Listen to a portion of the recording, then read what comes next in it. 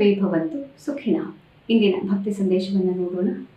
ಯಾವದೇತಾನ್ ನಿರೀಕ್ಷೇಹಂ ಯೋಧೋ ಕಾಮಾನ್ ಅವಸ್ಥಿತಾನ್ ಕೈಮಯ ಸಹ ಯೋಧವ್ಯಂ ಅಸ್ಮಿನ್ ರಣಸಮುದ್ಯಮೆ.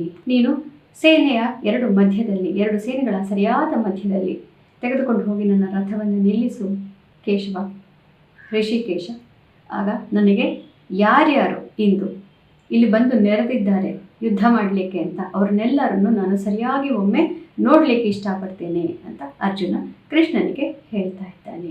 ಇಂದು ಶ್ರೀ ವಿಶ್ವಾವಸು ನಾಮ ಸಂವತ್ಸರೆ ದಕ್ಷಿಣಾಯನೆ ಗ್ರೀಷ್ಮ ಋತು ಆಷಾಢ ಮಾಸೆ ಕೃಷ್ಣ ಪಕ್ಷೆ. ಇಂದು 21ನೇ ತಾರೀಕು ಜುಲೈ.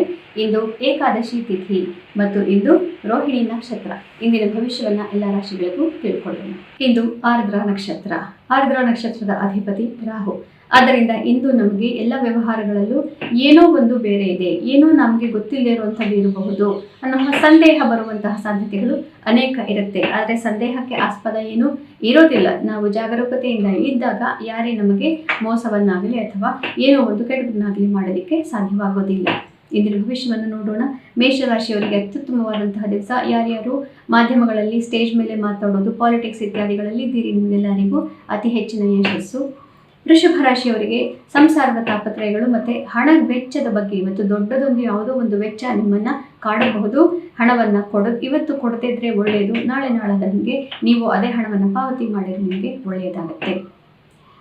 ಮಿಥುನ ರಾಶಿಯವರಿಗೆ ಇಂದು ನಿಮ್ಮ ರಾಶಿಯಲ್ಲೇ ಚಂದ್ರ ಇರೋದರಿಂದ ನಿಮಗೆ ಮನಸ್ಸಿಗೆ ನೆಮ್ಮದಿ ಪ್ರಾಪ್ತಿಯಾಗುತ್ತೆ. ಅಲ್ಲಿ ಹಿಂದಿನ 2-3 ದಿನಗಳಿಂದ ಮನಸ್ಸಿಗೆ ಇದ್ದಂತಹ ಕ್ಲೇಶವೆಲ್ಲವೂ ಇಂದು ಮಾಯವಾಗುತ್ತೆ. ಕರ್ಕ ರಾಶಿಯವರಿಗೆ ಇಂದು ಸ್ವಲ್ಪ ಕೆಲವು ಮಿತ್ರತ್ವಗಳಲ್ಲಿ ತೊಂದರೆ ಆಗಬಹುದು. ಕೆಲವು ಮುಖ್ಯವಾದಂತಹ ವಿಚಾರಗಳಲ್ಲಿ ಯಾರು ನಿಮಗೆ ಸಹಕಾರ ಕೊಡದೇ ಇರಬಹುದು. 2 ದಿನಗಳ ಕಾಲ ಈ ರೀತಿಯ ಒಂದು ಮನಸ್ಥಿತಿ ಇರುತ್ತೆ. ಅದಾದ ನಂತರ ಎಲ್ಲವೂ ಸರಿ ಹೋಗುತ್ತೆ. ಆದ್ದರಿಂದ ಮುಖ್ಯ ನಿರ್ಧಾರಗಳು ಬೇಡ. ಆರೋಗ್ಯದ ಬಗ್ಗೆ ಗಮನ ಅವಶ್ಯಕ. ಸಿಂಹರಾಶಿಯವರಿಗೆ ಅತ್ಯುತ್ತಮವಾದಂತಹ ಫಲ, ಹೆಚ್ಚಿನ ಇಷ್ಟಾರ್ಥ ಸಿದ್ಧಿ, ಧನಾಗಮ ಕೂಡ ಆಗುತ್ತೆ. ಮಿತ್ರರಿಂದ ಒಂದು ಬಹಳ ದೊಡ್ಡದಾದಂತಹ ಸಂತೋಷದ ಸಮಯವನ್ನು ಅಥವಾ ವಿಚಾರವನ್ನು ನೀವು ಇಂದು ಪಡ್ಕೊಳ್ತೀರಿ. ಕನ್ಯಾ ರಾಶಿಯವರಿಗೆ ಆ ಕಾರ್ಯಕ್ಷೇತ್ರದಲ್ಲಿ ಅತಿ ಹೆಚ್ಚಿನ ಜವಾಬ್ದಾರಿ, ನೀವು ಎಕ್ಸ್ಪೆಕ್ಟೇ ಮಾಡಿಲ್ಲದೆ ಇರುವಂತಹ ಒಂದು ಪ್ರಶಂಸೆ ಇವತ್ತು ನಿಮಗೆ ಪ್ರಾಪ್ತಿಯಾಗಬಹುದು. ಸ್ಥಾನಮಾನ ಹೆಚ್ಚಾಗುತ್ತೆ. ಅದೇ ರೀತಿ ಮನೆಯ ಕಡೆ ಕೂಡ ಜವಾಬ್ದಾರಿಯನ್ನು ಕೊಡಬೇಕಾಗುತ್ತೆ. ತುಲಾ ರಾಶಿಯವರಿಗೆ ಭಾಗ್ಯೋದಯವಾಗುತ್ತೆ. ಆದರೂ ಕೂಡ ಏನೋ ಒಂದು ರೀತಿಯ ಕಳವಳ ಮನಸ್ಸಲ್ಲಿ ಇದ್ದೇ ಇರುತ್ತೆ. ಆದ್ದರಿಂದ ಇಂದು ನೀವು ಭಗವಂತನ ಧ್ಯಾನವನ್ನು ಮಾಡೋದನ್ನು ಮರಿಬಾರದು. ಧ್ಯಾನಾದಿಗಳಿಂದ ಮತ್ತು ಬೇರೆಯವರಿಗೆ ದೊಡ್ಡವರ ಆಶೀರ್ವಾದವನ್ನು ಪಡ್ಕೊಳ್ಳೋದನ್ನಂತೂ ಖಂಡಿತವಾಗಲೂ ಇಂದು ಮರೆಯಬಾರದು. ವೃಶ್ಚಿಕ ರಾಶಿಯವರಿಗೆ ಮನಸ್ಸಿಗೆ ಸ್ವಲ್ಪ ಕ್ಲೇಶವಿದೆ. ಮುಖ್ಯವಾದಂತಹ ವಿಚಾರಗಳಲ್ಲಿ ಯಾವುದೇ ನಿರ್ಧಾರ ಬೇಡ. ನಿಮ್ಮ ಪ್ರೀತಿ ಪಾತ್ರರಿಂದ ಮತ್ತು ನಿಮ್ಮ ದಾಂಪತ್ಯ ಜೀವನದಲ್ಲಿ ಇಂದು ಯಾವುದೇ ಸಹಕಾರ ಪ್ರಾಪ್ತಿ ಆಗೋದಿಲ್ಲ. ಇವತ್ತೊಂದು ದಿವಸ ಮಾತ್ರ. ಆದ್ದರಿಂದ ಸ್ವಲ್ಪ ಧ್ಯಾನಾದಿಗಳಿಂದ ಈ ದಿನವನ್ನು ನೀವು ಕಳೆದುಬಿಡಬೇಕು. ಧನುರಾಶಿಯವರಿಗೆ ಇದು ಉತ್ತಮವಾದಂತಹ ದಿವಸ. ಅತಿ ಹೆಚ್ಚಿನ ನೆಮ್ಮದಿ ಮನಸ್ಸಿಗೆ. ನಿಮ್ಮ ಪ್ರೀತಿ ಪಾತ್ರರಿಂದ ದಾಂಪತ್ಯದಲ್ಲೇ ಇರಬಹುದು ಅಥವಾ ಪ್ರೇಮ ಪ್ರಕರಣಗಳಲ್ಲಿ ಕೂಡ ಇರಬಹುದು. ನಿಮಗೆ ಇಂದು ಬಹಳ ಒಳ್ಳೆಯ ಒಂದು ನೆಮ್ಮದಿ ಮನಸ್ಸಿಗೆ ಪ್ರಾಪ್ತಿ ಆಗೋದಿದೆ. ಅದನ್ನು ನೆನಪಿಟ್ಕೊಳ್ಳಬೇಕು. ಯಾವಾಗ ತೊಂದರೆಗಳಾಗುತ್ತೆ, ಜಗಳಗಳಾಗುತ್ತೆ, ಆವಾಗ ಇದನ್ನು ನೆನಪಿಸಿಕೊಂಡು ಅದು ಏನು ತೊಂದರೆ ಇಲ್ಲ ಅಂತ ನೀವು ನಿಮಗೆ ಅರ್ಥವನ್ನು ಹೇಳಿಕೊಳ್ಳಬೇಕು. ಮಕರ ರಾಶಿಯವರಿಗೆ ಅತ್ಯುತ್ತಮವಾದಂತಹ ದಿವಸ. ಶತ್ರುಗಳು ಹಿಮ್ಮೆಟ್ತಾರೆ. ಕಾರ್ಯದಲ್ಲಿ ಜಯವಾಗುತ್ತೆ. ನೀವು ಏನು ಮಾಡಲೇಬೇಕಾಗಿಲ್ಲ. ಆದ್ದರಿಂದ ಯಾರ ಮೈ ಮೇಲೂ ಹೆಚ್ಚಾಗಿ ಮಾತಾಡಲಿಕ್ಕೆ ಅಥವಾ ನನಗೆಲ್ಲ ಇವತ್ತು ಆತ್ಮವಿಶ್ವಾಸ ಚೆನ್ನಾಗಿದೆ ಅಂತ ಹೇಳಿ ಮೇಲೆ ಬೀಳಕ್ಕೆ ಹೋಗಬೇಡಿ. ನಿಮ್ಮ ಪಾಡಿಗೆ ನೀವು ಇರಿ. ಯಾವುದೇ ತೊಂದರೆ ಇಲ್ಲದೆ ನಿಮ್ಮ ದಿನ ಇಂದು ಬಹಳ ಶುಭಕರವಾಗಿ ಹೊರಡುತ್ತೆ. ಕುಂಭರಾಶಿಯವರಿಗೆ ಇಂದು ಸ್ವಲ್ಪ ಮಕ್ಕಳ ಜವಾಬ್ದಾರಿ ಹೆಚ್ಚಾಗುತ್ತೆ. ಮಕ್ಕಳಿಂದ ಕಿರಿಕಿರಿ ಸಾಧ್ಯ ಇದೆ.